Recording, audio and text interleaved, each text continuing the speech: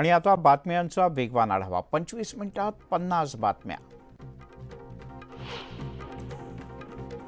जोपर्यंत विधानसभेवर भगवा फडकवत नाही आणि पुन्हा एकनाथ शिंदेंना मुख्यमंत्री करत नाही तोपर्यंत हा गुलाबराव पाटील स्वस्थ बसणार नाही आणि निर्धारानं काम करेल, असं विधान गुलाबराव पाटील यांनी केलं। ते जळगावमध्ये एका कार्यकर्त्यांच्या मेळाव्यात बोलत होते। मुख्यमंत्री आणि उपमुख्यमंत्री आज धाराशिवच्या दौऱ्यावर आहेत। परांडा शहरातील लाडकी बहीण योजनेच्या कार्यक्रमाला ते हजेरी लावतील, तर शिवसेनेच्या कार्यकर्त्या मेळाव्यालाही मुख्यमंत्री शिंदे उपस्थित राहणार आहेत।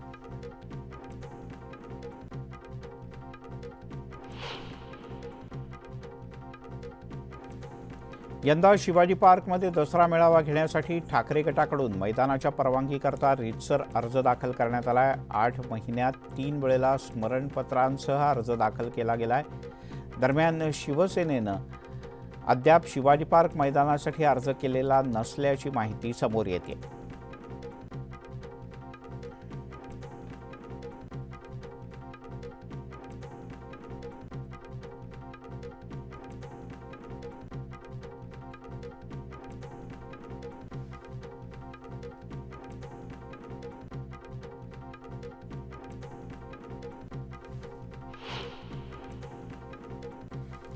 उपराष्ट्रपती जगदीप धनखड 14 आणि 15 सप्टेंबर रोजी महाराष्ट्राच्या दौऱ्यावर आहेत। या 2 दिवसीय दौऱ्यात उपराष्ट्रपती मुंबई आणि नागपूरला भेट देतील।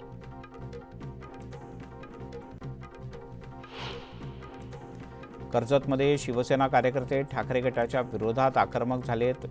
प्रसार माध्यमांवर खोट्या अफवा पसरवून आमदार महेंद्र थोरवे यांची बदनामी केली जात असल्याचा आरोपही कार्यकर्त्यांनी केलाय। यावर तात्काळ कारवाईची मागणी शिवसेनेनं केली आहे। जळगावमधल्या पाथरीसह वेगवेगळ्या गावातील शेकडो कार्यकर्त्यांनी शिवसेनेत प्रवेश केला। मंत्री गुलाबराव पाटील यांच्या उपस्थितीत पार पडलेल्या या पक्षप्रवेशाच्या कार्यक्रमात ग्रामीण मतदारसंघाच्या मेळाव्यात शेकडो कार्यकर्त्यांनी शिवसेनेत नव्यानं प्रवेश केला आहे। आगामी विधानसभा निवडणुकीच्या पार्श्वभूमीवर भूषण गगराणी यांनी मुंबई महापालिका क्षेत्रात येणाऱ्या सर्व मतदारसंघांच्या दृष्टीने आढावा घेतला। विधानसभा निवडणुकीच्या कामात कसूर नको असे स्पष्ट आदेश भूषण गगराणी यांनी संबंधित सर्वांना दिले आहेत। छत्रपती संभाजीनगरमध्ये लिंबे जळगाव टोलनाक्याच्या जवळ एका मध्यधुंद तरुणांच्या स्कॉर्पिओने एका दुसऱ्या कारला जोरदार धडक दिली। हा अपघात इतका भीषण होता की आजी आणि आईसह 6 महिन्यांचा चिमुकला आणि 7 वर्षांच्या मुलीचा या अपघातात मृत्यू झाला।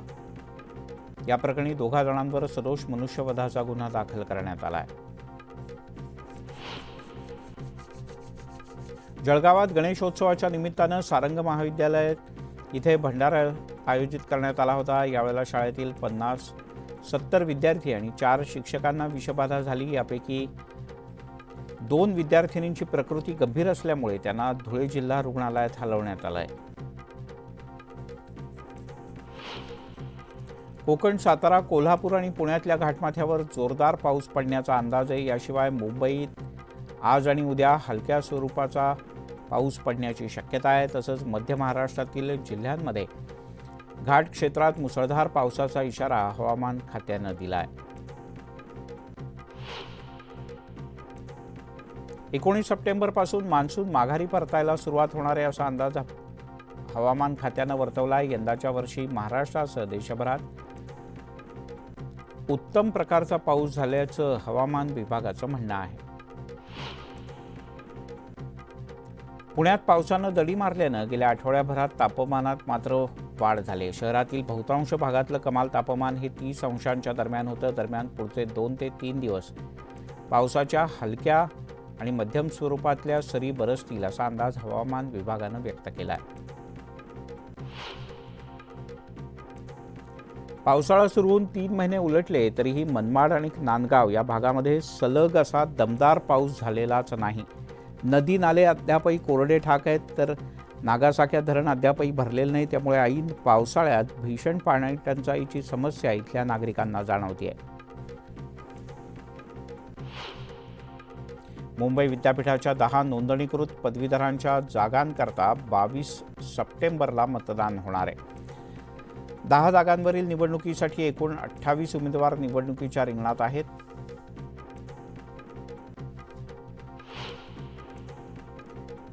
गेल्या वर्षापासून मुंबईतल्या डबेवाल्यांसाठी हक्काचं घर असावं अशी मागणी होत होती. दरम्यान ही मागणी उपमुख्यमंत्री देवेंद्र फडणवीस यांच्यामुळे पूर्ण झाली आहे. त्यामुळे आम्ही खूप आनंदात आहोत. आम्ही सरकारचे आभार मानतो अशी भावना डबेवाल्यांच्या वतीनं व्यक्त करण्यात आली.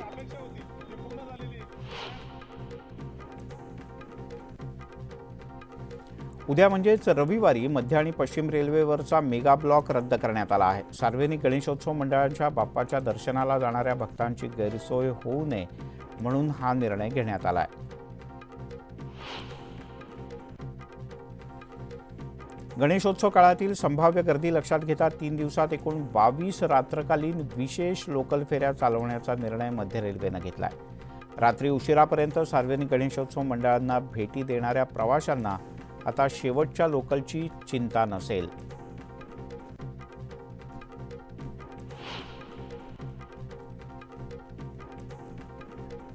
मुंबईसह उपनगरातील तापमानात वाढ होणार असून पारा 35च्या घरात जाण्याचा अंदाज आहे. कुलाबा वेधशाळेनं ही शक्यता वर्तवली. पुढचे 2 दिवस ढगाळ वातावरणासह तुरळक पावसाची शक्यताही वर्तवण्यात आली.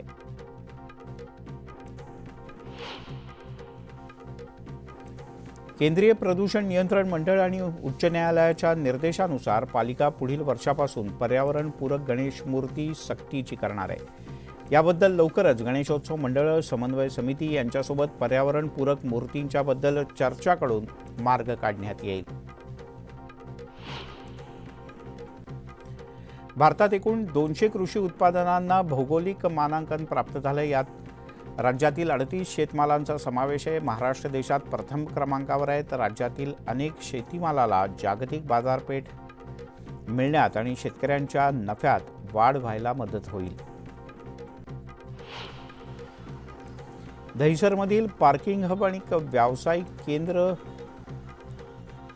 उभारण्याचा मार्ग मोकळा झाला आहे. त्यासाठीची निविदा प्रक्रिया सुरू झाली आहे. या पार्किंग हबमध्ये 1400 कार आणि 450 बस गाड्या तुम्हाला पार्क करता येतील.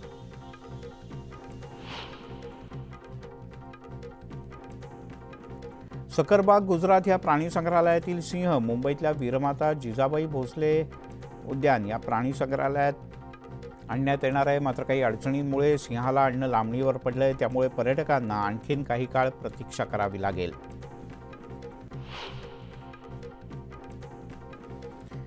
जगन्नाथ नाना शंकरशेठ यांचं नाव मुंबई सेंट्रल स्थानकाला लवकरच झळकणार आहे. मुंबई सेंट्रलला नाना शंकरशेठ यांचं नाव देण्याबद्दल केंद्रीय रेल्वे मंत्री अश्विनी वैष्णव हे 2 महिन्यात हा प्रश्न मार्गी लावतील असं कळतं.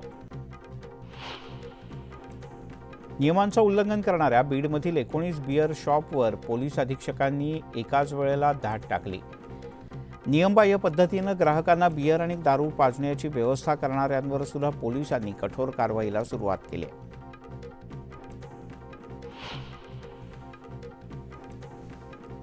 महिलेवर उपचार करताना हलगर्जीपणा करणं 2 कंत्राटी डॉक्टरांना चांगलंच महागात पडलंय. बीड जिल्हा रुग्णालयात 2 दिवसांपूर्वी रेखा गायकवाड या महिलेचा मृत्यू झाला होता. यानंतर उपचारात हलगर्जीपणा केल्याचा आरोप नातेवाईकांनी केला. चौकशीच्या अंती 2 डॉक्टरांना कार्यमुक्त करण्यात आलं.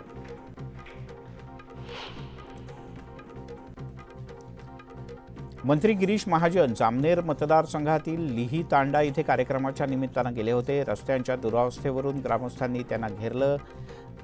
महाजन यांना ग्रामस्थांनी गावातील चिखलातून दुचाकीवर बसवून नेलं आणि रस्त्याची दुरावस्था त्यांच्या निदर्शनास आणून दिली. वाढवण बंदरासाठी भूसंपादन प्रक्रिया सुरू करण्यात आली. डहाणूच्या 9 आणि पालघरच्या 14 गावांमध्ये भूसंपादन होणार आहे.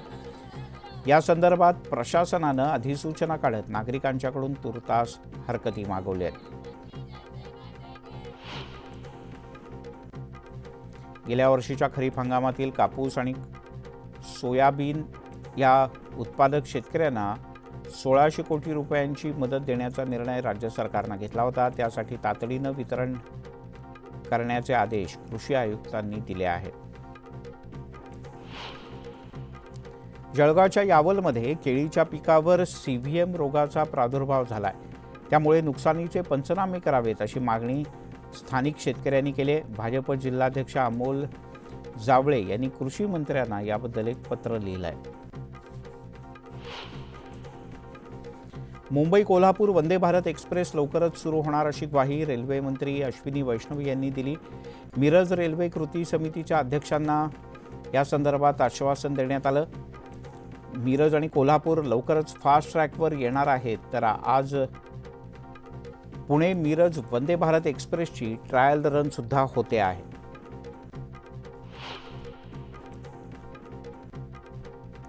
सोलापुरातील शेठ सखाराम नेमचंद रसशाळेत खरेदी विक्रीची नोंद न ठेवता संस्थेच्या महिला डॉक्टरसह 2 जणांनी 2,88,000 रुपयांची फसवणूक केली. महिला डॉक्टरसह अन्य काही जणांच्या विरोधात MIDC पोलीस स्थानकात गुन्हा दाखल करण्यात आला. बीडच्या घोडका राजुरी इथे ST बस पेटवण्याचा प्रयत्न झाला. यावेळेला एक मराठा लाख मराठा अशी जोरदार घोषणाबाजी करण्यात आली. या प्रकरणी 3 जणांच्या विरोधात गुन्हा दाखल करण्यात आला. धाराशिवमधील डॉक्टर झाकीर हुसेन उर्दू शाळेच्या संस्था सदस्यानं तत्कालीन मुख्याध्यापकाला हाताशी धरून सरकारला लाखो रुपयांचा चुना लावलाय. गावातल्या नागरिकांनी शिक्षण विभागाकडे याबद्दल लेखी तक्रार करून सुद्धा शिक्षण विभाग मात्र मूग गिळून गप्प आहे. त्यामुळे आता गावकऱ्यांनी आमरण उपोषणाचा इशारा दिलाय. शिर्डीमध्ये बहिणीच्या नवऱ्यानं अपहरण करून सख्या मेहुण्याच्या 3 वर्षीय मुलाची हत्या केली. वैयक्तिक रागातून ही हत्या करण्यात आल्याची माहिती समोर येते. 5 दिवसांच्या शोध मोहिमेनंतर शिवारातच या चिमुकल्याचा मृतदेह सापडला. या प्रकरणी पोलिसांवर अपहरण आणि हत्येचा गुन्हा पोलिसांनी दाखल करून आणखीन काही जणांना चौकशीसाठी बोलावलं आहे. पीपल्स वॉर ग्रुप आणि माओइस्ट कम्युनिस्ट सेंटर या 2 नक्षलवादी संघटनांच्या एकत्रीकरणातून भाकप माओवादी ही संघटना जन्माला आली. या महिन्यात या संघटनेला 30 वर्ष पूर्ण होत असल्यानं माओवाद्यांनी 50 पानांचं एक विशेष बुकलेटच तयार केलंय.